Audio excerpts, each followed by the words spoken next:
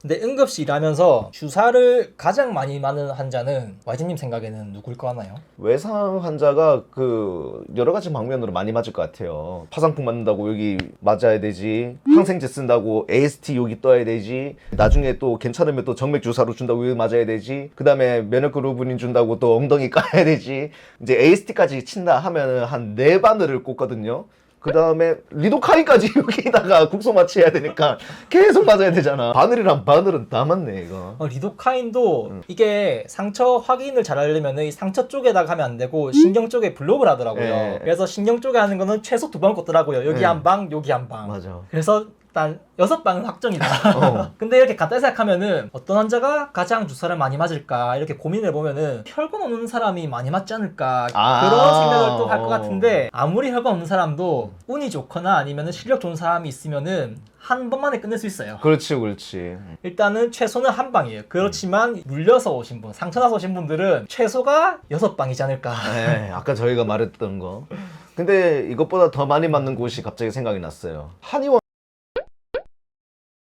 이제 아까 얘기한 3가지 상처 세척하고 소독하고 엑스레이 검사도 했고 항생제까지 맞았으면은 이제 다음날 정형외과 외래로 오라고 이렇게 설명해 주거든요. 보통 응급실에서 갈 때는 귀가할 때 약을 챙겨주잖아요. 먹는 약. 그렇지만 이때는 약을 안 챙겨줬던 것 같아요. 다음날 정형외과에서 보고 수술실 갈 수도 있으니까 아 그렇죠 그렇죠. 금식하고 오시라. 꼭 12시 이후부터 금식하라고 이렇게 얘기를 꼭 해주거든요. 만약에 다음날 환자가 왔는데 정형외과에서 금식이 안 돼 있다. 그런 설명을 못 들었다. 그러면은 응급실을 또. 응급실에 어떤 놈이 설명을 이렇게 했냐, 범인 누구냐 이렇게 또 한단 말이죠. 만약에 약을 준다 하면은 이제 응급실에서 대충 이렇게 자기 딴에는 처치를 했으니까 이렇게 해서도 약만 먹으면은 괜찮아지겠지 하고 안 오시는 분들도 간혹 있어요. 예. 상처가 더 안 좋아져가지고 나중에 더 치료가 길어지고 뭐 그렇게 하시는 분도 계셨거든요. 그런 부분에서 이런 2가지 이유로 약을 안 챙겨줬던 것 같아요. 저는 꼭 와달라고 진짜 강조를 합니다. 근데 이런 분들 중에서 생업을 이어가시는 분들도 계시잖아요.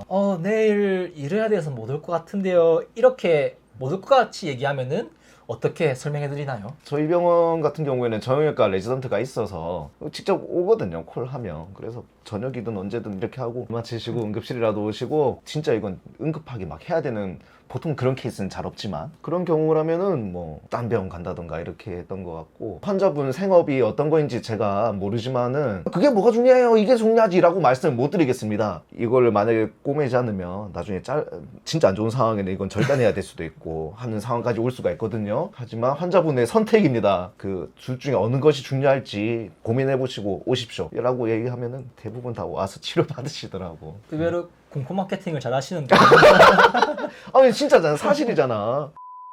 상처 소독은 밤새 지혈은 되게 만약에 좀 인대나 이런 게 손상됐다 하면은 반깁스 해서 네. 또 보냈던 것 같아요. 그런데 이제 상처가 크거나 집에 보내면은 100% 다시 응급실로 온다. 그런 경우에는 또 정형외과 당직을 전화해가지고 그냥 바로 입원을 또 진행시켰던 네. 것 같기도 해요. 빼놓을 수 없는 썰이 또 2가지가 있는데 이제 주사에 대한 일화예요. 항생제하고 파상풍 주사 관련 이야기인데 저는 이거 다쳐서 오셨을 때 6방 그 이상을 맞은 적도 있던 것 같았어요. 6방 이상? 마취 빼고 일반적인 그러니까 간호사 가는 처치 중에서 6방 이상. 잠깐만 내가 한번 살려볼게. 네. 이제 항생제, 그 다음에 파상풍, 네. 글로불린, 뭐 아플 수 있으니까 진통제. 근데 상처가 보니까 이 장난이 아니야. 그 랩을 나가야 돼. 피검사 같은 것도 하고 입원 준비를 해야 돼.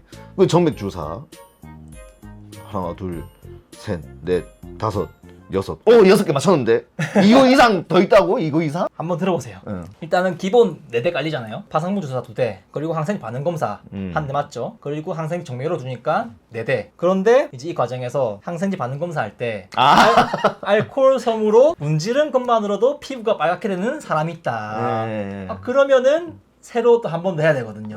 5방. 혈관으로 항생제 주사를 줘야 되는데 주사를 실패했다. 그러면 1개 더 추가. 그리고 또 실패했다 이러면은 이제 7방, 8방 가는 거예요. 항생제 반응 검사했는데 알러지가 있는 것 같다.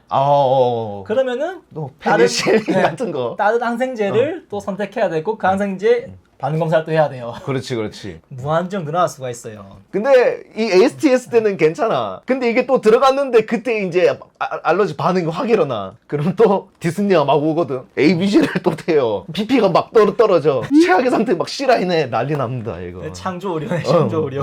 야, 지금 환자로 들어왔다가 이거 저거 한 개 다쳤는데 환자로 들어왔다가 지금 벌집대에서 나가노. 지연한 얘기 같지만은 진짜 있었던 이야기예요. 근데 안 그래도 주사 많이 맞는데 괜히 죄책감 들고 막 그러더라고요. 근데 정맥주사까지 실패한다. 아 진짜 너무 죄송스럽고 막 그런데 그 다음이 파상풍 주사 얘기예요. 이게 예방접종은 근육주사랑 피하주사를 할 수 있고 이 치료제 TIG는 근육주사로 줘야 되거든요. 네. 보통은 양쪽 어깨로 이렇게 딱딱 줬어요. 네. 어깨도 근육 있잖아요. 그렇죠. 근데 어깨 주니까 부작용이 간간히 생기는 거예요. 멍을 쥐는 거. 왜냐하면 이게 근육 자체가 엉덩이에 비하면 많이 작으니까. 그래서 멍울이 진다고 이렇게 계속 아프다고 이렇게 땅땅하게 만져진다고 자꾸 민원이 걸리는 거예요. 어깨에 주는 게 팔만 걷으면 되고 하니까 편하잖아요. 접근성도 좋고 편리하고. 그리고 제가 예방접종 관련해가지고 영상을 한번 제작한 적이 있었는데 어깨에 주는 게 어떤 세포가 면역반응을 잘 일으켜가지고 어깨에 주는 게 예방접종 효과 차원에서 유리하다 그런 것도 봤던 것 같은데 이제 이런 어깨를 주는 장점보다 이제 그런 민원이 생기니까 그 민원이 더 골치 아픈 거예요. 이게 두 개를 따져보니까 민원이 더 골치 아프다. 엉덩이를 줘도 그게 상관없을 것 같다. 이제 그런 회의가 있었던 것 같아요. 그래서 어차피 주사 설명서에도 근육주사로 2개 다 줘도 된다고 하니까 2개 다 그냥 엉덩이 양쪽에 한 대 딱딱 줬던 것 같아요. 저는 이 뭐 여름 겨울을 좀 나눴으면 좋겠어. 여름에는 다 반팔이잖아. 딱 올리고 그럼 맞으면 편하잖아요. 겨울에 잠바 입고 있는데 벗고 긴팔 뒤에 올라가지도 않아요. 또 내리려고 하면 하필 폴라티야 안 내려가. 자 벗으세요 이래야 된다니까. 근데 진짜 엉덩이가 확실히 부작용이 적긴 해요. 이거 받고 나서는 민원이 거의 없다시피 했거든요. 자 엉덩이 쪽이 근육도 크고 이제 항상 우리 걸어다니니까 움직임도 많잖아요. 네. 그래서 멍울 같은 게 잘 안 좋던 것 같아요.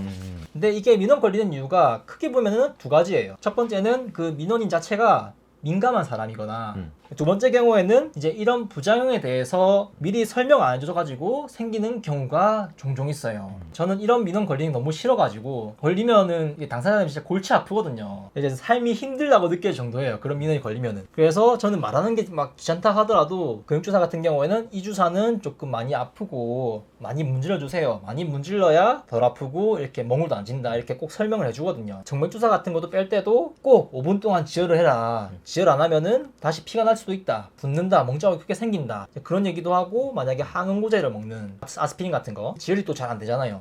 그런 분들 같은 경우는 10분 동안 지혈을 좀 해달라. 그렇게 얘기를 신신당부를 하거든요. 누가 보면 되게 밑밥 까는 거가 있겠지만 밑밥이 아니에요. 이렇게 안 하면 진짜로 그렇게 되기 때문에. 근데 이렇게 얘기해도 알겠다 하고 자기 편한 대로 하는 분도 있어요. 이제 약간 좀 나 같은 사람이 좀 그럴 것 같아. 사랑니 뽑고 나면 뭐 흡연하지 마세요 가잖아. 알겠습니다 하고 꺼지 이래 물고 나왔어. 답을 존나 아프네 하면서 바로 담배를 물었었던 기억이 나서 여러분은 그 병원에서 하는 얘기 꼭 잘 들으세요. 환자분들하고 제가 그 소통을 하잖아요. 네. 그 간호를 하면서 우리가 얘기한 지혈이나 이런 거를 안 하실 것 같은 그런 뉘앙스를 풍기는 분이 있어요. 그래서 신신당부를 하는데 아니나 다를까 잠깐 누르다가 이제 집 갈 거라고 이렇게 가다가 피 철철 흘리면서 이 똑바로 안 붙이니까 이런 거 아이가? 이제 그럴 경우에는 아니 5분 동안 지혈하라고 말씀드렸잖아 이렇게 하면은 아무 말 못 하거든요. 자기가 안 한 거기 때문에. 이제 이런 경우에 이렇게 미리 얘기를 해주면은 이제 민원 걸릴 일이 없다. 근데 진짜 설명해줬는데 나는 그런 생각 못 들었는데 그런 분들도 계시거든요. 자기 집 가는 거 막 이제 급하고 하니까 설명해줘도 듣는 놈 안 하시는 분도 계시고 근데 진짜 설명을 안 해준 케이스도 있어요.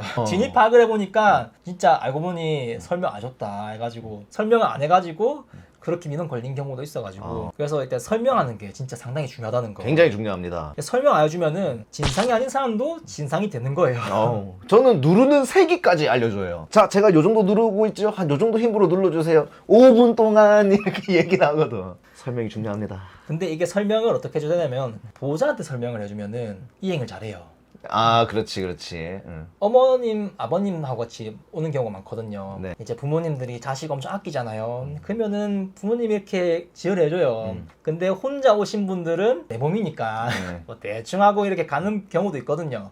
이제 빈도상 보호자랑 왔을 때 보호자한테 얘기해주면은 이제 보호자분이 그걸 좀 잘 이해하시는 것 같더라고요.